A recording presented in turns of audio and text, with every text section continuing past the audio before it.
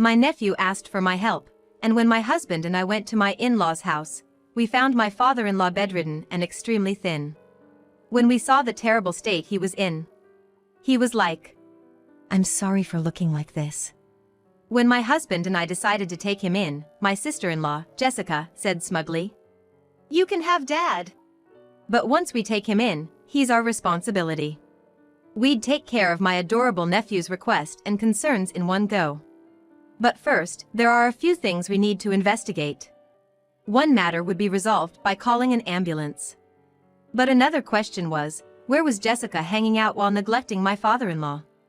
When that becomes clear, Jessica is probably gonna lose everything. My name is Karen Miller. I'm 38 years old and work at a publishing company in New York. I'm married to John, born to a retired college professor father and a current professor mother, and we've been married for almost 5 years now. Both of us married a bit late because we were passionate about our careers. My publishing job, and his job as an engineer at an electronics company, kept us so busy and fulfilled that marriage wasn't on our minds. But after turning 30, each parent started suggesting us to find a partner, and we got to know through a mutual friend. Luckily, John and I hit it off and got hitched quickly. Both of us were rarely home, and we were thorough about cleaning when we realized each other's days off. People would joke, saying our relationship seemed more like roommates, but we managed to get along well with each other's families and had a good time. We haven't had kids, but neither of us was particularly eager to. We're content thinking we'll just enjoy our retirement years together as best pals. The in-laws never pestered us about having kids. Especially my mother-in-law, being a working woman herself, understood the challenges of juggling work and family, and never pressured me. Then one night, as I was thinking about pulling another all-nighter at work, my phone buzzed. It was a call from my nephew, Tim. What on earth happened? Hello? Oh, thank goodness, Auntie! From the urgency in Tim's voice, I could tell something was wrong. What's going on? It's rare for you to call at this hour, Tim. Yeah, I know you're working, Auntie. But please, can you help Grandpa? Speaking of his grandfather, he's my father-in-law. What happened to Grandpa? Tim paused for a moment. Then, with a frustrated tone. Mom's being awful. She's out having fun and not taking care of Grandpa who's injured. Wanting to get the full story, I asked Tim to meet me at a nearby diner, figuring we could talk over dinner. Over here, over here. Waving enthusiastically, Tim called me over. He had already started eating, probably starving. I quickly chose something from the menu, and while watching him eat voraciously, I immediately asked about the phone call. Sorry, I was really hungry. Haven't been eating well lately. Wait, Tim, aren't you commuting from home to college? Yes, Tim is in his senior year of college. He's got a job lined up after graduation, but he's busy with his thesis and studying for exams. Yeah, but I don't want to waste time commuting, so I've been staying at school a lot. Just go home to change clothes sometimes. That sounds tough. Yeah, but I'm managing. Anyway, Auntie. He stopped eating and looked up. Grandpa isn't getting proper meals at home. For a moment, I didn't understand what he meant. He's not getting fed? What about Grandma? You didn't know that? She's currently overseas for a conference, and she's also traveling with some research acquaintances over there. She'll be gone for about 2 months, so another month before she's back. I wasn't aware of that. My mother-in-law, a current university professor, often travels for conferences. So, just because it was abroad that time, it wasn't something she would necessarily inform us about. We'll be fine. We have Jessica. My mother-in-law said nonchalantly. Jessica is Tim's mother. She's my sister-in-law. She's John's sister. My husband John always knew what he wanted to do since his middle school and high school days, so he went to college for it and is now working hard in his career. However, Jessica didn't seem to take after her parents. She wasn't dumb, but she didn't really like studying. So, she got married right after finishing school. The one was one of her father's students and was then a promising young executive at a renowned company. Thinking it would be great to live with a teacher he respected, they decided to live with her parents. When their child was born, they named him Tim, taking inspiration from her father's name. My brother-in-law apparently wanted to use the same name as his father-in-law, but Jessica firmly objected and chose a different one. Currently, my brother-in-law is in Alaska, working on a major project with international partners. Mom doesn't really like Grandpa. I mean, she kinda hates him. Really? Yeah. When they're together, they pretend to be okay, but she subtly bullies him. Bullies? Even I noticed that when they talk, she makes snide remarks at him. And she really hated that I was close to Grandpa. I see. Never did I think I'd hear the unknown side of Jessica's family from my nephew. Mom wasn't answering my calls, and when I went home recently, it was eerily quiet, so I used my spare key to get in. I heard a noise coming from Grandpa's room. When I checked, it was bad. How bad? You know how lively Grandpa was, right? He was in bed in the middle of the day. When I opened the door, he tried to get up but couldn't. I rushed to him, and he has smelled like not taking shower in days. What? Looking around, I saw opened water bottles everywhere. The trash bin only had a few snack wrappers. I was shocked. I asked when it started, and he said it's been like that since Grandma left and after he fell down the stairs and hurt his leg. That's like, for almost 3 weeks. Wait, so he's been bedridden all this time? He avoided my question, but probably. His ankle and knee are injured, so even going to the bathroom is a struggle. It seems he sometimes wets the bed, and no one seems to change the sheets. That's terrible! I don't know. But I quickly went to a nearby grocery store and bought him some ready-made food. He cried, saying it's been ages since he had a proper meal. He told me Mom just leaves him some snacks and a couple of water bottles and hardly checks on him. Did she take him to a doctor? She just bought some pain relief patches and left them for him. But Auntie, if he doesn't move around, his legs are gonna get weaker, especially at his age. True. I firmly replied. And I found out something. It was Mom's fault that Grandpa fell. Huh? What do you mean? Unlike Auntie's condo, our place is an old 2-story house, right? Yeah, that's true. You know, the stairs from back in the day before everything was accessible, they tend to be pretty steep. Oh, I see what you mean. We were talking about renovating it at one point, but kept saying it's still fine. He said he slipped, but I can't believe that happened. And the thing is, even without doing a full renovation, they had put anti-slip tape on the stairs. But when I checked it out last time, there was one spot where the tape was missing. So you think? I believe my mom took it off as some sort of spite. Jessica would go that far? Ever since I can remember, Mom always used to complain to me about Grandpa, never to my dad. I hated hearing it. I thought maybe she had her reasons, having grown up in this house and all. But after seeing the tape missing, I realized she's probably been doing stuff like this for a long time. I see. All right then. Thanks for talking to me. I'll sort it out with John either today or tomorrow.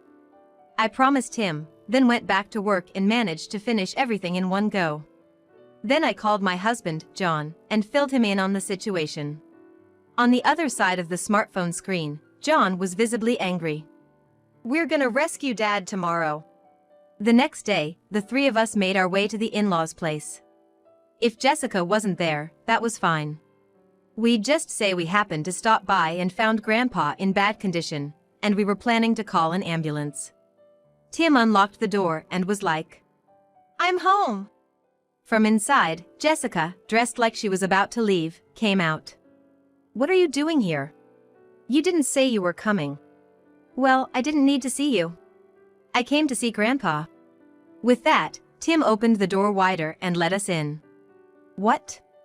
John, Karen, why are you here today?" "Jessica, I heard everything from Tim. What did you do to Dad?" Saying that, John cornered Jessica against a wall. Using that opportunity, Tim and I slipped by. "Hey, what the heck you're doing? What, is there something you don't want us to see?" Ignoring Jessica's choked voice behind us, we headed for my father-in-law's room. As I confirmed Tim opened the door, I dialed 911. I informed them that there was an elderly man in a bad condition and needed help immediately. My father-in-law, seeing us suddenly burst in, slowly propped himself up and weakly asked, Karen? What's going on? His voice was nothing like the vibrant one I was familiar with. His face was haggard and pale. His once slightly hefty frame was terrifyingly thin. The room was as Tim described, a mess. Not wanting Jessica to notice any changes, Tim intentionally left it as it was. As planned, Tim began capturing the room with his smartphone's camera. Scattered plastic bottles, a trash can seemingly filled only with snacks wrappers, and most notably, his pajamas and the sheets of the bed he was lying on. Noticing my gaze, my father-in-law spoke in a voice I'd never heard before. Sorry for the mess. It's okay, don't apologize. In reality, it was filthy. It hadn't been changed for days, perhaps weeks, and shows signs of sweat stains and several small spots from urine leaks. As for the pajamas, it was even worse.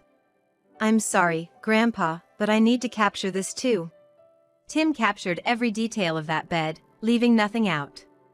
Do you not have a cell phone? To communicate with my mother-in-law?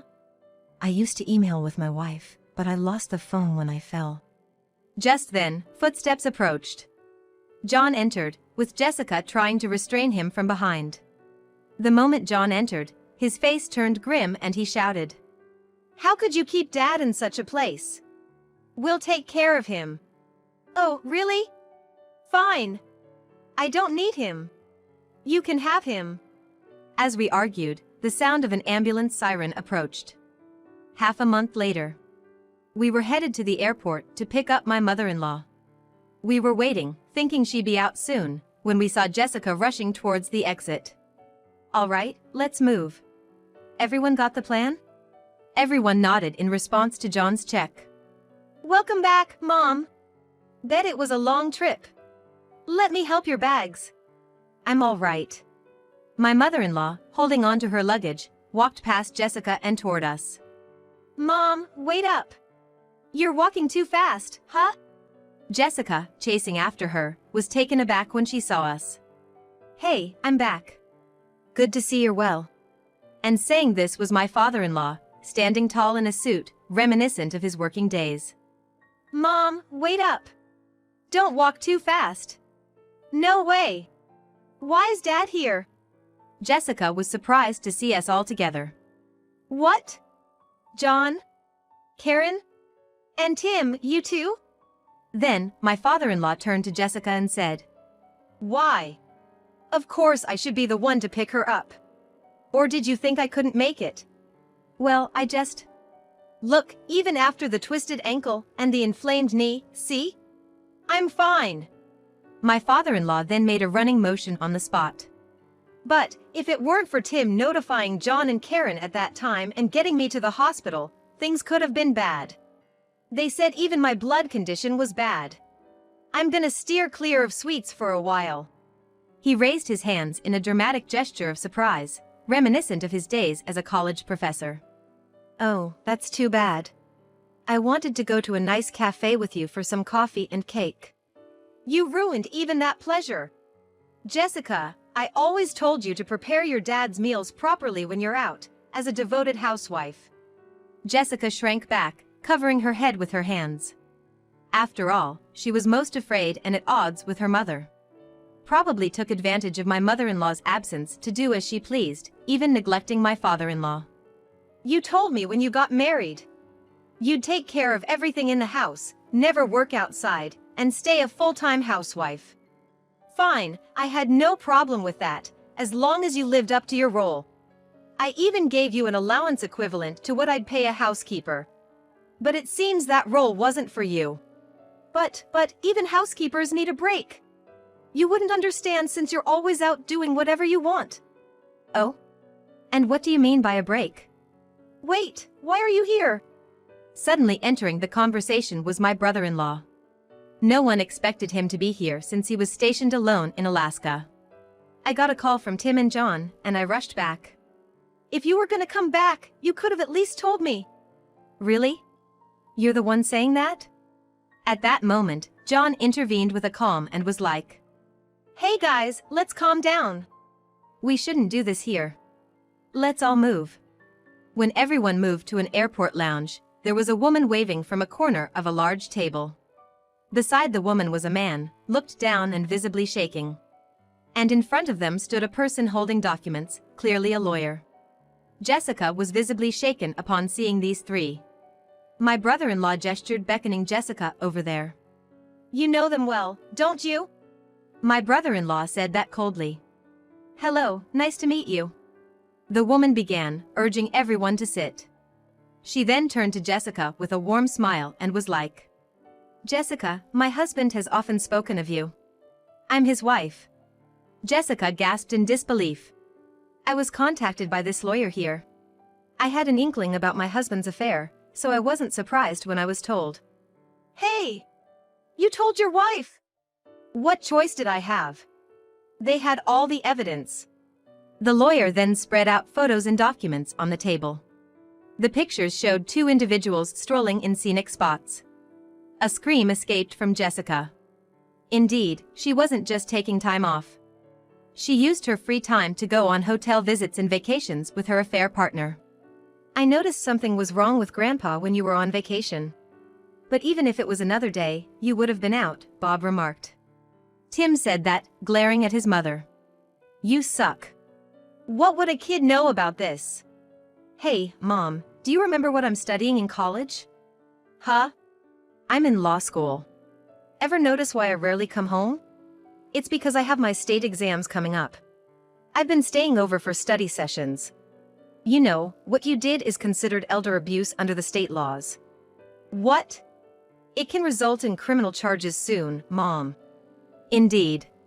As Tim pointed out, neglecting elderly individuals can be elder abuse in many cases. The reason we took my father-in-law to the hospital by ambulance was that the hospital had a duty to report this to the police. It's not like it's not a crime if the family doesn't report it. "You turned on your own mother." "I don't want to be lectured by someone who doesn't even know what I'm studying." Tim spat out the words. He must have had various feelings towards his mother all this time. "I always knew I was a workaholic, but I knew Tim wanted to pursue law after hearing about your father's story." "What the hell have you been listening to?" "Enough, enough, enough. That's why I hate smart people. Always looking down on others. You're the same, aren't you, Karen?" Jessica suddenly stood up and addressed me. "I don't get what you're saying." "See? You probably think I only went to a community college." "I always thought you were great at housework and kept your room tidy. I admired you as a homemaker." "So what?" "To be honest, I never asked John or your parents about your background." Jessica looked stunned. "To me, you're just John's sister. I always thought it was amazing how you had kids and raised them since I couldn't have any." "You're lying." "Why would I care about that stuff? But the way you treated your father, and on top of that, having an affair." I was really shocked. Upon hearing my words, Jessica's legs gave out, and she slumped into a chair. "Jessica, we're getting divorced. It's over." My brother-in-law's voice echoed heavily in the room. "I get it. So I'm heading home today." "No, you can't go back there anymore." My mother-in-law casually told Jessica that. "What did you say?" "We sold that house. We've decided to move to a facility, seniors share house, with a nice view along the train line." "A facility? Why?" "Because we realized you aren't willing to do anything. If you can't even fulfill your duties as a housewife and keep partying and causing inconvenience to others, then you're not our daughter anymore. Remember when you said you wanted someone educated, with a good salary, and tall? I even suggested someone from my students." That's when she happily accepted the matchmaking, I heard from my father-in-law. But since Tim was born, things between Jessica and my brother-in-law had been tense. My mother-in-law was like, "It's because of that situation that he took on a long-term, out-of-state job by himself." After hearing from John, I did some research and found a few condo-style living facilities that seemed comfortable. The movers should have transferred the essentials to the storage unit by now. Since your dad was discharged from the hospital, we're just gonna briefly impose on John. Once we finalize the facility, we'll move right in." "But what about me?" My brother-in-law handed Jessica a key. We've rented an accommodation for you. Just for 1 month. Your things should be moved there. My belongings! Paid for by your parents and me, right? I packed some clothes for you. You have enough money for a month, don't you? Jessica bit her lip. My brother-in-law continued relentlessly. Don't worry. The cops will be coming for you in less than a month. What about Tim? He's got his exams coming up, right? Now you care? Tim snorted. I've always packed light and often stay at school. So, I got an apartment rented till graduation. So I can focus on my exams and thesis without any family drama. You're abandoning your mom? Too late for that. And there's still someone who needs you, Mom? Tim turned to the wife of Jessica's affair.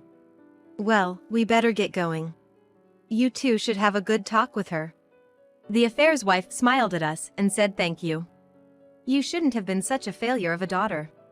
No matter how much we tried to tell you, you just never got over your lazy habits.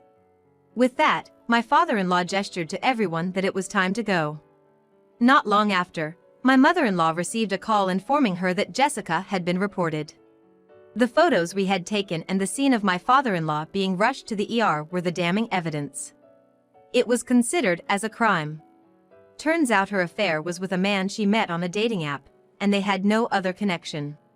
The affair's wife asked getting divorced with him, and they're in process of division of property. My brother-in-law also got divorced with Jessica. It seemed it caused quite a ruckus at the affair's workplace. Once Jessica got divorced, she promised to change herself, but we couldn't believe that. Tim, already an adult, refused to ever see her again. Tim was like, she never really cared about me from the beginning. After a while, we visited the new condo-style facility where my in-laws were staying. With the sale of their house and property fetching a good price, this condo had more than enough space for the two of them. It was located a straight shot from my mother-in-law's workplace. A spacious living and dining area and a kitchen for light cooking.